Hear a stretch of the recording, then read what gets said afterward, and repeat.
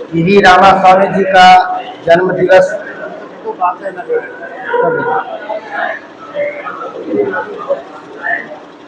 का जन्मदिन है। आज सभी लोगों को मेरी तरफ से उनके जन्मदिन की ढेर सारी शुभकामनाएं। और जिनके निमित्त आप यहाँ पर आए हैं, वी रामास्वामी एक दिन में नहीं पैदा हुए थे। वो बहुत ही धनाढ़ परिवार के सदस्य थे। उनके घर में ये सब प्रवचन चलता रहता था, रात दिन चलता था। फिर संपन्न परिवार के थे, उनको क्या जरूरत पड़ी ये सब कुछ खुराफात करने की। मेरा इशारा आप समझ पा रहे हो, कुछ करने की क्या जरूरत है। ये मंच में बैठे हुए मैंने मंच को संबोधन इसलिए नहीं किया कि बहुत बार हो चुका है, समय न बर्बाद करके, क्यों नींद भी आपको आ रही होगी। मैं शॉर्टकट में ही बोलना चाहूंगा। मेरे लिए कुछ बचा नहीं है बोलने के लिए। जो मैं लिख के लाया था वो हमारे रामेश्वर जी ने बोल दिया, और जो थोड़ा बड़ा बचा था आपने पहले शुरुआत में लपेट दिया। और जो कुछ मैं सोच रहा था कि मैं अब इसको अपने तरीके से लिखबद्ध करूं, लिख रहा था, और पता नहीं हमारे अशोक बाबू जी की नजर वहां तक कैसे पहुंच रही थी कि मैं जो लिख रहा था वो यहां से बात रहे थे। अब कुछ बचे ही नहीं मेरे। ये जितने भी महापुरुष हैं ये हमारे और आपके बीच में ही। ये लोग बहुत प्यार से जिंदगी काट सकते थे, अपनी अस्मिता को बचा के भी चल सकते थे, लेकिन मैं इनसे प्रेरणा लेकर के मुझे अपने बचपन की छोटी सी एक बात याद आई। मैं पढ़ने लिखने में बहुत इंटेलिजेंट था और वो भी तभी प्रोफेसर भी हूँ। मेरे साथ में ठाकुर ब्राह्मण बनियों के भी बच्चे पढ़ते थे, उसमें से मैं सभी का मॉनिटर होता था। अब जब मैं मॉनिटर होता तो क्लास में जब कुछ सवाल पूछे जाते थे, मैं ये कहानी इसलिए सुना रहा हूं कि यही कहानी वो बहुत इन सब की है। लेकिन ये है कि उनके अंदर इतनी आग लगी, अपने सम्मान या आत्मसम्मान को बचाने के लिए उनको झकझोरा और वो भागे। वी रामास्वामी जी अपने पिताजी के दोस्त जो ब्राह्मण था, उसके छोटे भाई जो कि कानूनन अपराधी थे, जेल में जाना था उनको। पिताजी मना कर रहे हैं वी रामास्वामी जी के, नहीं नहीं नहीं कुछ मत बोल, लेकिन वी रामास्वामी ने कानून का साथ दिया और वो ब्राह्मण अंदर चला गया। उनके बाप ने, यानी रामास्वामी के बाप ने इतनी पिटाई करी, इतनी धुनाई करी, और यहाँ पर हमारे बहुत सारे भाई बंधु होंगे, कभी ना कभी तो अपने बच्चों को भी मारा हो। मैं भी पिटा हूं, वी रामास्वामी भी पिटे थे। इतना दुखी हो गए थे वो भाग करके काशी पहुंच गए। काशी में फिर वही प्रॉब्लम, ब्राह्मणों ने फिर अपमानित किया, उनके आत्मसम्मान को चोट पहुंचाई। जबकि वो बहुत संपन्न परिवार से, धनाढ़ परिवार से थे, हिंदू धर्म के प्रवचन चलते ही रहते थे रात दिन। लेकिन उसने, जैसे समुद्र में या नदी में तैरना आसान है अगर बहाव की दिशा में चले, लेकिन अगर नदी के विपरीत दिशा में आप चलते हैं या तैरते हैं तो पक्का है कि आपको हकीकत और सत्य सब कुछ आता होगा। क्योंकि प्रवचन चलता था तो वो सारी चीजों के सवाल वो लिपिबद्ध करते रहे, हिंदू धर्म को ही मानते रहे, लेकिन हिंदू धर्म के ईश्वर पर सवाल करते रहे। 15 सवाल अभी हमारे बद्दगणों ने बोल दिया, सब पढ़ के बता दिया। अब मेरे तो कुछ बचा ही नहीं है। अब ये धीरे धीरे करके उन्हीं सवालों के जवाब ढूंढते उन्होंने बहुत सारी कुरीतियां, पाखंड के बारे में हमारे डॉक्टर साहब ने भी बहुत कुछ बोल दिया। अब मेरे पास कुछ बचा नहीं, तो मैं अपनी ही बता देता हूँ कि मेरे अंदर ऐसा भाव क्यों आया।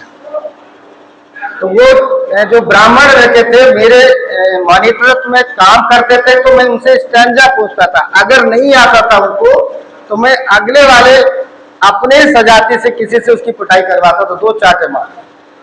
तो वो लोग अपने 2 चाटे के बचने के चक्कर में, जो कि उनके आत्मसम्मान को, क्योंकि वो ब्राह्मण थे, बुरा लगता, तो ये लोग मेरे को हर 2-4 दिन के अंदर में ये लोग अपने घर ले जाते थे।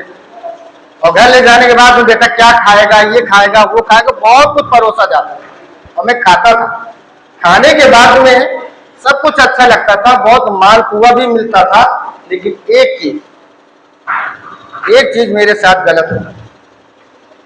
वो जो थाली में मैं खाता था, वो थाली मुझे धोने के लिए कहते थे। और मेरे घर में जब आते थे तो वो थाली में हमारी मम्मी या हमारी बहन होती, तो क्या लगता है, आत्मसम्मान में चोट लगी। ऐसे ये जितने भी हमारे कैरियर कह लीजिए, ये सब इसी तरह से प्रताड़ित थे, उनको आग लगी। समाज में अपनी जान पहचान बनाने के लिए नहीं, लेकिन जो व्यवस्थाएं थी उनको बदलने के लिए। तो आइए मैं थोड़ा व्यवस्थाओं में, अशोक भाई साहब ने भी कुछ बोला है। दोस्तों, अगर वास्तव में ईश्वर होता तो ये माननीय मोदी, ये योगी साहब उस भगवान को छोड़ करके यहाँ पर आ गए। इसका मतलब सही मायने में भगवान कौन है?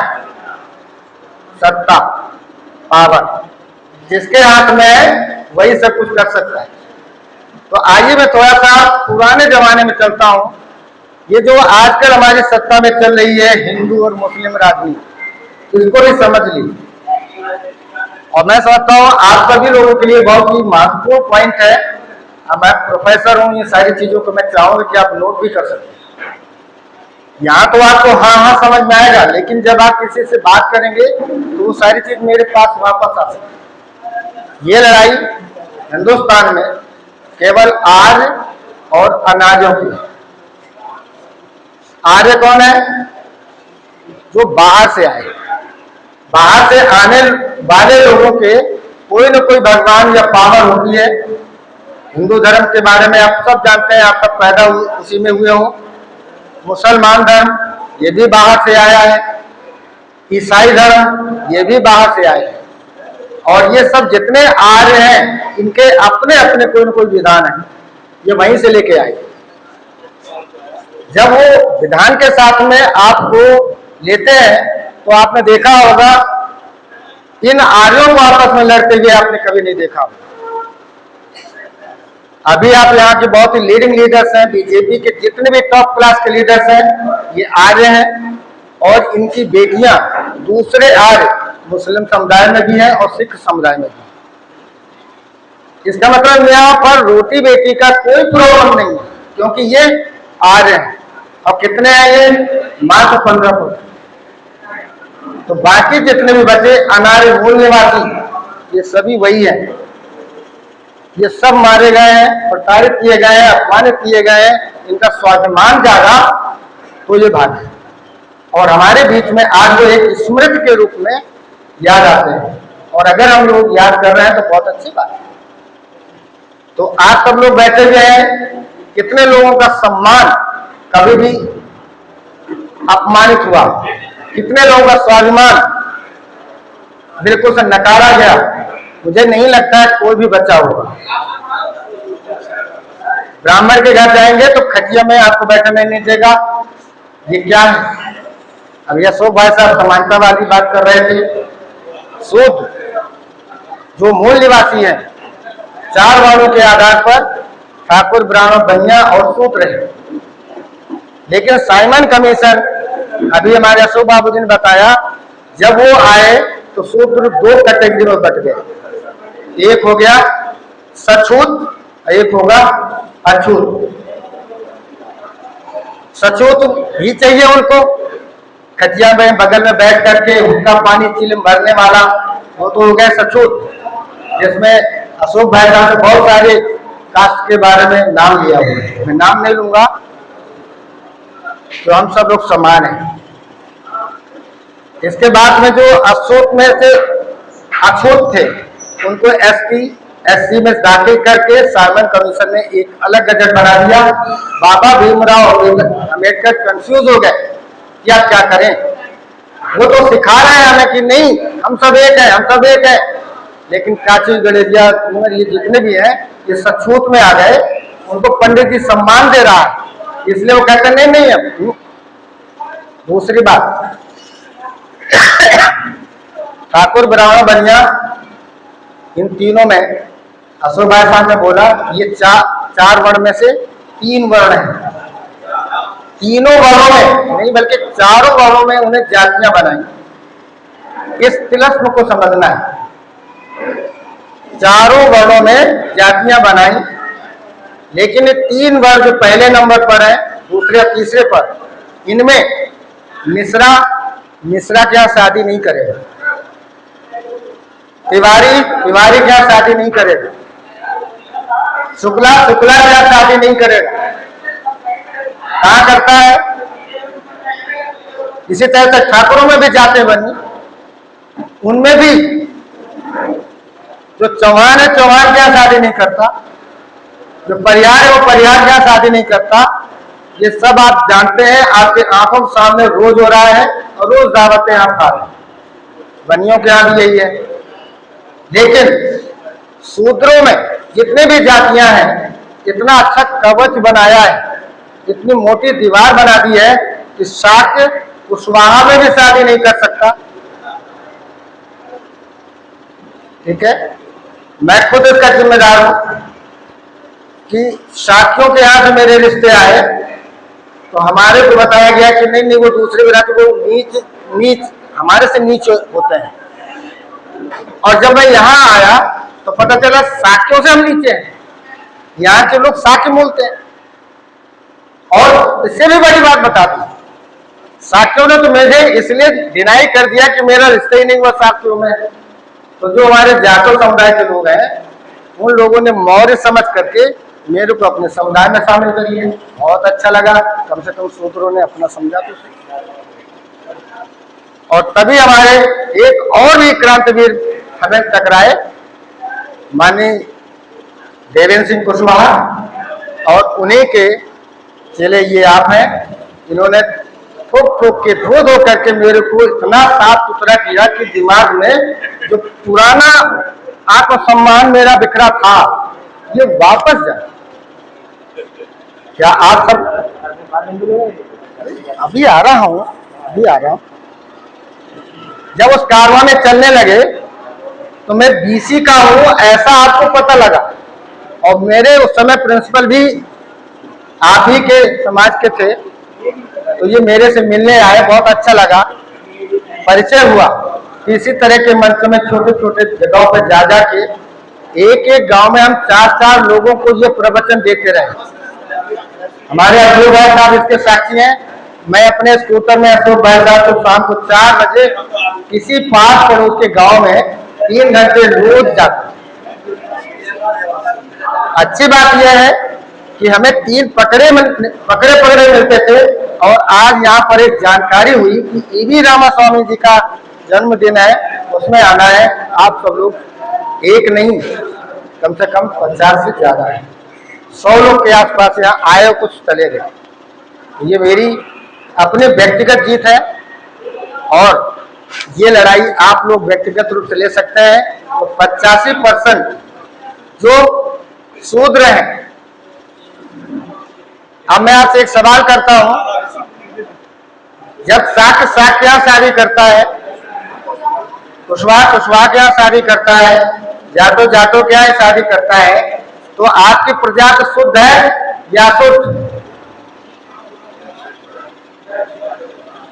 आप असली शुद्ध हैं, और जो शुद्ध है वही बुद्ध का आगाज कर सकता है। जो बुद्ध है वही शुद्ध है।